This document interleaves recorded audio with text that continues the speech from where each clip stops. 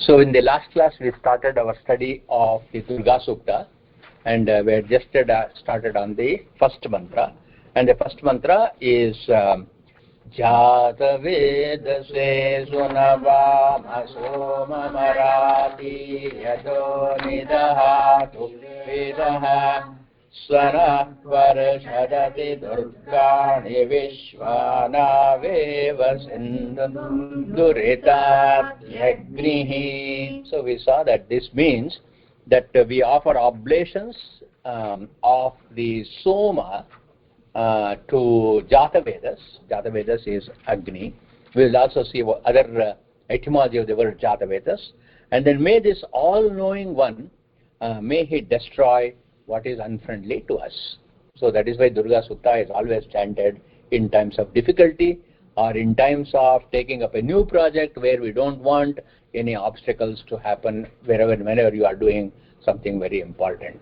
This is also one of the reasons why in the form of Gauri, the bride on the day before actually worships Devi Gauri, either the day before or on the wedding day she worships Gauri. It is because in her life let there be no obstacles can come, and in that ritual she may also do the Abhisheka using the Durga Sukta. So that as we study the meaning of this Durga Sukta, it will also become clear to you why the bride prays for that kind of a grace. And then this divine Agni that leads us all, who protects us by taking across all the perils, just as a captain of a ship takes us very safely in his boat across the rough waters. The waters which may have like whirlpools, it may have huge sharks and crocodiles and all that, and then icebergs in this part of the world, or the stone, the huge rocks, so that very safely he navigates us through all these difficulties. Like that, O Agni, this is a prayer to Agni. O Agni, please take away all our obstacles. And then, of course, we also talked about why we should do the japa of this one particular mantra. Jata Vedase Sunavama. You can do 108 times, 1000 times, any number of times this one mantra, so that all our negativities also go away. Suppose in our contemplation we discover that we have one or other weaknesses. All of us do. Kama, Krodha, Lobha, Moha, Mada, Matsarya, any of these could be there. We may suddenly identify that we behaved with somebody with arrogance, or we looked up with somebody with an evil eye. And then we will ourselves recognize that we did that, in that case, to atone for that papa which we have recognized as a prayaschitta also. This mantra can be used as a japa. The first mantra, yeah. So because the reason I mentioned this is, in many conversations, lot of people have come and talked to me in person, very confidently, saying that they are very restless, and then outwardly everything will be wonderful with them, and they will be the envy of the society. But they have come and confided in me in very private moments. We feel very bad. We spoke like this to somebody. We actually insulted somebody. There's no way we can go back and apologize. Just imagine, suppose you have spoken very badly to your grandfather, your father, and then that person is no longer there for you to go and apologize. So after a long time, what happens is, as you recall, in tranquility, you will say, oh my God, I did not have a chance to go and say that what I did was wrong, and then I did that in ignorance. So this what we call as papa prajna. This papa prajna may be bothering a lot of people. So how do you help them? Because you cannot just say, go or take a counseling. So whatever number of counseling, they will say, okay, it's okay, all over, and then the person is dead, and he is already in heaven, so don't worry. So that's all still not going to remove the regret that you have in your heart. So therefore, if you look at the meaning of this mantra, you will see that here, this Agni, the Soma, the offering that you do, the symbolic offering you do of the Soma in your own awareness called Agni, when you do that, that Soma can also be seen as a crystallized feeling that you actually burn away in the fire of knowledge. In fact, Krishna also says, not Krishna, Sri Bhagavan Vacha, he also says, that's why I had a quiz the other day. Who taught Bhagavad Gita to Arjuna? So everybody in one voice, they said, Krishna taught Bhagavad Gita. And I said, where does it say? Where does it say that Krishna said? So it is actually Sri Bhagavan Vacha. It is Bhagavan himself who is speaking through Krishna. So this is a sidebar. So what is the internal evidence for that? The internal evidence is in the 11th chapter, he says, Vrishniram Vasudevosmi Pandavanam Dhananjaya. So how can Krishna say, standing there in person, I am Vasudeva and I am also you? But actually it is Bhagavan who is saying, this Krishna through whom I am speaking, and you Pandava, Arjuna, I am there in hearing in you. So there is a reason why I picked up that. When I talk about the next mantra, I will point out to you. So it is Bhagavan who is the Agni, who is all-knowing. Because why is he all-knowing? Look at the word that this Rishi has used. He did not say Agni here. He said Jata Vedase. Jata Vedase. What is the etymology of Jata Vedase? Jatanam Utpatti Matam Sarvesham Vedase. Jatanam, all those who were born. Utpatti Matam, that means everything that has a potentiality for taking birth in toto. Vedase, one who knows. So what is this? What is that? What does this reduce to? That means this is the Nimitta Karana. So Brahman has got two activities. One is called the Nimitta Karana, he becomes a material cause, and another is called the Upadana Karana. Upadana Karana is the material cause. Nimitta Karana is the efficient cause. When you say Jata Vedase, you are recognizing Parabrahman as the efficient cause. So in this Agni, who is the efficient cause of the whole creation, is none other than the manifestation of Parabrahman. To this Jata Vedase, Utpatti Matam Sarvesham Vedishe. So when you take this etymology, Jata Vedas becomes the Nimitta Karana. There is another etymology for Jata Vedas, that is Jataihi Sarvaihi Pranibhihi Jatamanaya Jatadhanaya Jataprajnaya is another definition that our sages give for Jata Vedas. That is, once you have created the living beings, Jataihi, every single living being, Sarvaihi Pranibhihi, what do they say? Through those pranis, whatever new life force are going to come, because every animal who has taken birth comes with the potential of creating the next generation. So therefore, who kept that potential in each one of these living beings is Jataveda. And then how does he make sure that at the appropriate time, in the appropriate form, in the appropriate place, that next generation takes place? That is in the future. It is called Jatamanaya, one that is going to take place in the future. And every single entity that is born in the universe will have the necessary resources for nourishment. Please note this very, very carefully. Because why is the greatest anxiety that happens to all of us? What happens in the future? Who will take care of me? Where is my food coming? How much of 401k I should have? How much how much I should invest? What is my bank balance? Will I ever get anything? That anxiety will not be there because this Jataveda is there. Tallannisadiru kandya taadu manave ellaranu salavuvanu idake samshaya veda. A beautiful. You have to explain the meaning to us. Yes, yes. This is a very beautiful Purandaradasa, Kanakadasa composition. You would have heard this in music a lot. Ellaranu salahuvanu. Tallanisadiru kandya taadu manave. Oh mind, don't get agitated. Wait.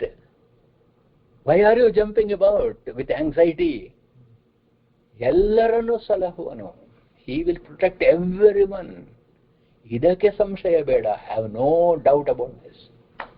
Rakshishyati vishwasaha, as Srimad Ramanujacharya says.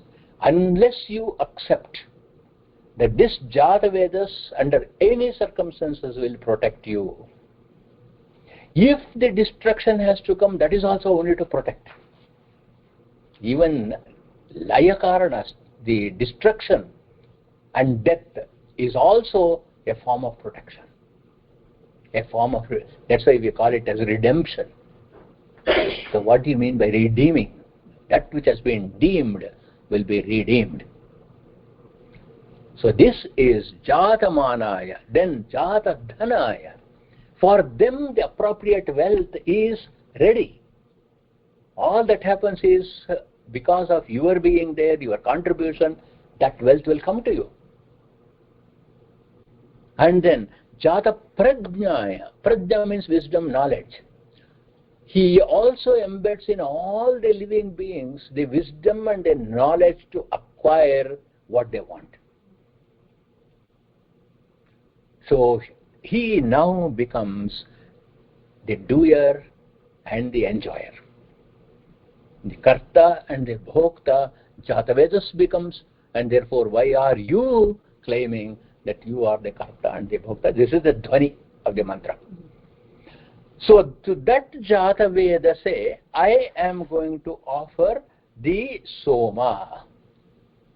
Soma, one meaning of Soma is the pressed liquid that we offer in the yajna. Another meaning of Soma is that which is in association with Uma. Sa with Uma in Sanskrit becomes Soma. That means Lord Shiva himself. Shiva means auspiciousness. With an auspicious mind. When you create an auspicious mind, that becomes the havis or the offering to this Agni. This is philosophical. This is how we have to philosophically interpret this mantra.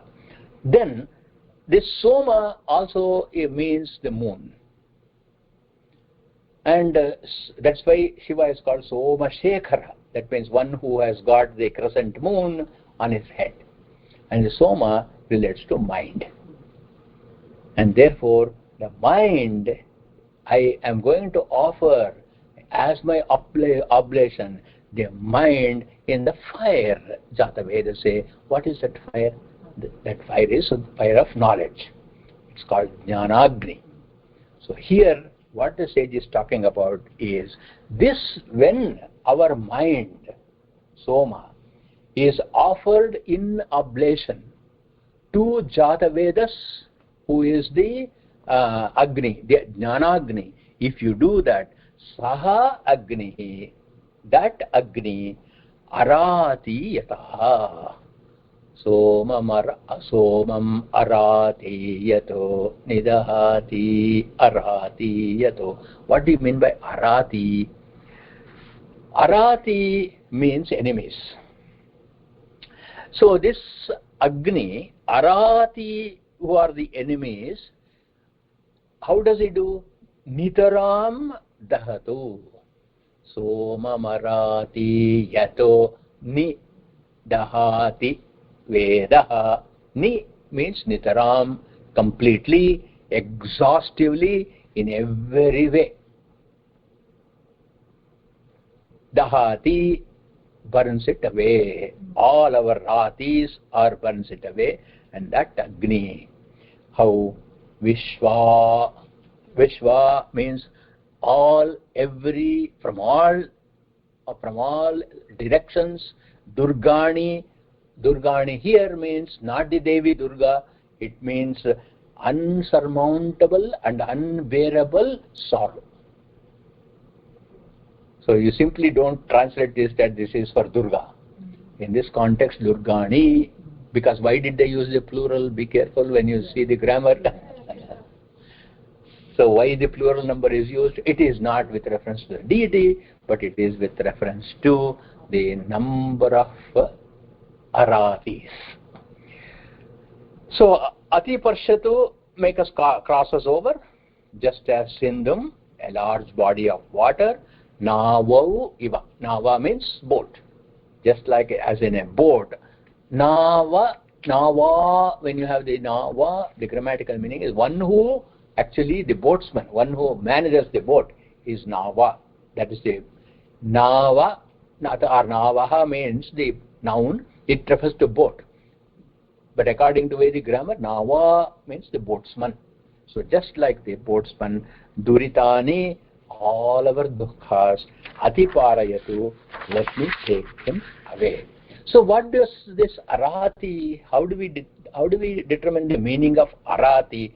Rati means shines. What is it that shines? In this context, charity, generosity, accommodation, forgiving. So wherever all these virtues are absent, then what happens? We have dukkha. As long as we are very generous, as long as we are very forgiving, as long as we are accommodating, make our skins thick. Very important. Because a lot of problems happen because we are too very sensitive. We must become a little bit, say, Lord, they don't know, forgive them. Remember Jesus Christ. So forgive people because they don't know. And once they get the jnana, they will get remorse. When they got remorse, you tell them it is okay, in ajnana you did, chant this japa, you will be all right. So this is how we uplift people who are in difficulty, in sorrow, in regret. Then a person becomes Rishi.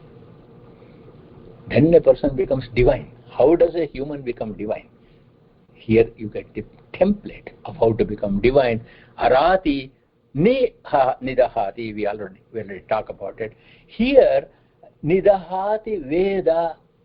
So how do you parse this word Veda? This comes from vidulabhyate and vidulabhe. It is not you know this. What this actually means, you achieve this. This is not an easy. It's not an easy mantra to parse. You achieve it. That is why you should not just go to the dictionary and try to study it.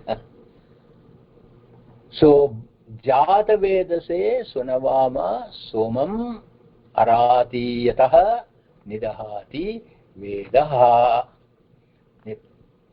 By this attitude, by this process of offering your mind as the offering in the Agni of knowledge, when that happens, you achieve vidyate, vidalabhe. You actually win, you actually acquire, you get profited by. You get profited by what? The inner enemies and the outer enemies. Which are the inner enemies and the outer enemies? Durgani. These Durgani, Parshat. What is the meaning of Parshat? You remember in Mahanyasa, when we are chanting the names of the various deities, Indraya, so on, so on, so on, so on, forth. Uma Maheshwara, Parshadaya Namaha. So in Parshadaya Namaha, what exactly do we mean? Those deities which are surrounded by Uma Maheshwara and who are protected by Uma Maheshwara. Why do they go and assemble? All around Uma Maheshwara. Indradi Ashtadikpalaka, Dashadikpalakas actually. Why do they go and assemble? Because they are protected by Shiva. This protection word, the Vedic word for protection is Parshat. That's why Parshadaya Namaha we use. Then the etymology is Palana Puranayoho. That means Parshate means one who gives you fulfillment and who will also give you nourishment. So what exactly in this mantra gives us fulfillment and nourishment? It is, the nourishment is the yajna phala, the outcome of the yajna that you get by putting away your aratis, all the negative qualities, in the fire of this yajna. When you do that, you have to get the result of the yajna. What is the result of the yajna? The result of the yajna is palana poshana of your mind. So this is a psychological interpretation of the. There is psychological, philosophical, and also there is ritualistic interpretation of this one mantra. Very powerful mantra, as a matter of fact. So as we understand this mantra, our life changes. It's a totally life-changing mantra, because look at the dhvani underlying current here. Who is responsible for all the aratis? It is not your fate, it is not karma, it is not your parents, it is not the society. All this is because I lack these fundamental qualities. And since I lack these fundamental qualities, I suffer in arati. And therefore, all these things, I will take this and throw it into the fires. That's why they simply did not say Agni, they said Jata Vedase. Otherwise, they could have simply said Agnaye Swaha or something like that. So that's the beauty of this mantra. After in the next mantra, actually, we get in to the definition of two. Now we come to the Devi, Tam, Agnivarnam, Tapasa, Jvalantim, Karma Phaleshu, Jushtam, Durgam, Devigam, Sharanam, Aham, Prapadye, Sutarasi, Tarase, Namaha. So I'll give the meaning and then we'll go deeper into it in the next class. So Durgam, Devim, Aham, Sharanam, Prapadye. I take refuge in the Devi Durga. So here there is a clear indication that this Durga is not the Durga that we saw here in the last mantra. It is actually the Devi Durga, because there is the epithet Devim also. I take refuge in that Devi. But if you are to take refuge, you should know how she looks. So what is her form? Because without form you cannot go and surrender. What is the form of that Durga? Agnivarnam. She has the luster of Agni or Jyoti Rupam. And then Tapasa Jvalantim. Jvalantim Udipyamanam, that is who is shining with the light of her own heat. Here you have to take it as heat, because why should she do tapas? So Tapasa Jvalantim, because of her energy, she is actually shining. This Durga, who is difficult to get access to. So here you understand the metaphor. You are sitting in front of the Yajna Kunda. In the Yajna Kunda, the fire is crackling and it is firing, the flames are rising. Right? Beautiful flames are rising. And that rising flames is Agnivarna. And the heat and the light that is given out by the Yajna Agni is Agnivarna. And it is burning because of Tapasa Jvalantim. But you cannot go and put your hand in it. And therefore, that Agni is Durga. But that Agni gives you warmth, that Agni gives you light, that Agni gives you a medium for your offerings. And therefore, she is also very desirable. Isn't it? So, again, this also gives us an indication that with Ishvara, you have to be very, very careful. If you go very close, you get merged in it. Isn't it? For this Agni, if you go very, very close, what happens? you actually get merged into the Agni. If you go into the ocean with Apaha, you get merged in it. You take any of the elements. That also has a philosophical meaning. Brahmavit, Brahmaiva Bhavati. Once you get into the depth of the knowledge of Brahman, you become Brahman. This was immortalized by a beautiful story by Ramakrishna Paramahamsa. He said there was a mountain of salt, it seems. And all of us in Midwest, we have seen mountains of salt.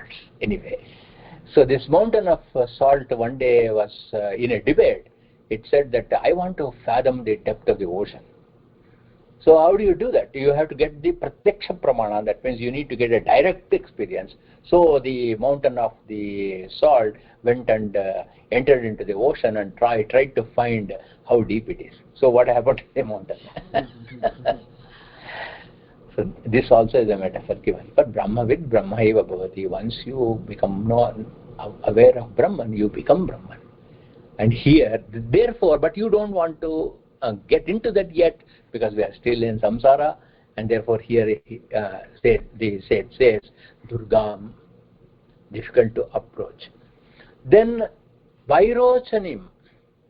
Vairochanim comes from the from the noun Virochana. So don't misunderstand this. I will tell this story next week. Don't misunderstand this to Virochana of Chandogya Upanishad. Vairochanim means one who takes different forms, manifesting in very, very different forms. Vairochanim, karma phaleshu jushtam. Karma phaleshu jushtam means karma and phala. Karma has a potentiality, and it has got a dynamism, a potential energy is there.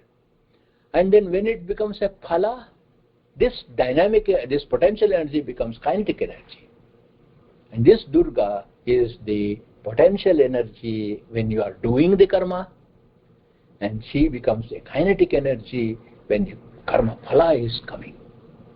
And therefore, she is karma and phaleshu. It's a combined, so it's not karma phala, it is karmeshu phaleshu cha. In karmas and in phala, she is jushtam. Jushtam means she is inhering in it. As soon as you do karma, Durga is there inside. And then as soon as the phala has to come, she is the one who makes it come. Jushtam. In one word, the Shastra calls it as Samarthya Adhayakatvam. Samarthya Adhayakatvam means one who bestows the power. So very carefully the sages say this, because if Durga is in karma and phala, so in one karma, she enters into it and she is not available to inhere in any other karma. Isn't it? So then how does she become omnipresent? The only way she can become isn't it? Otherwise she will be in one location and it's exhaust. Same thing cannot occupy two places in the same time. So how does she do? Look at the scientific mind of our sages. So how does she do it? By her mere presence. The dynamic power of karma and its phala inheres in both action and in its outcome. How to understand this concept? How can this person, this entity, Durga, not entering, make everything possible? Just imagine it is like a manager, like your manager. The manager will not come and supervise every single minute what you are doing. That manager will be sitting in his or her cabin. But she knows everything that is going on. And her very presence makes everyone work. Her or his presence makes everyone work. She need not sit in every person's seat and then make things happen, isn't it? Like that. Like that, Durga, Samarthya Adhayakatvam, Tarase.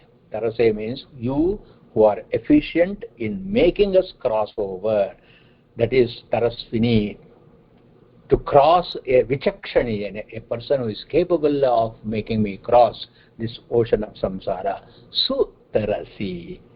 effectively you are going to take us across. Sutara say Namaha to you.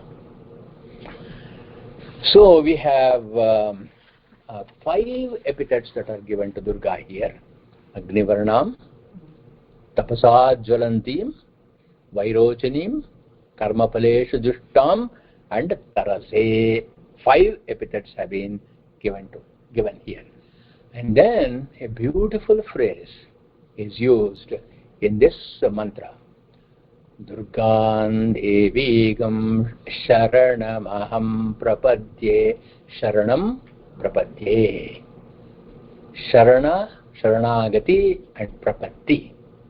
2 words are here. You can see this is the Vedic origin for the entire concept of Prapatti and Sharanagati, which was formalized and perfected by Srimad Ramanujacharya. And how that happened, we will see in the next class.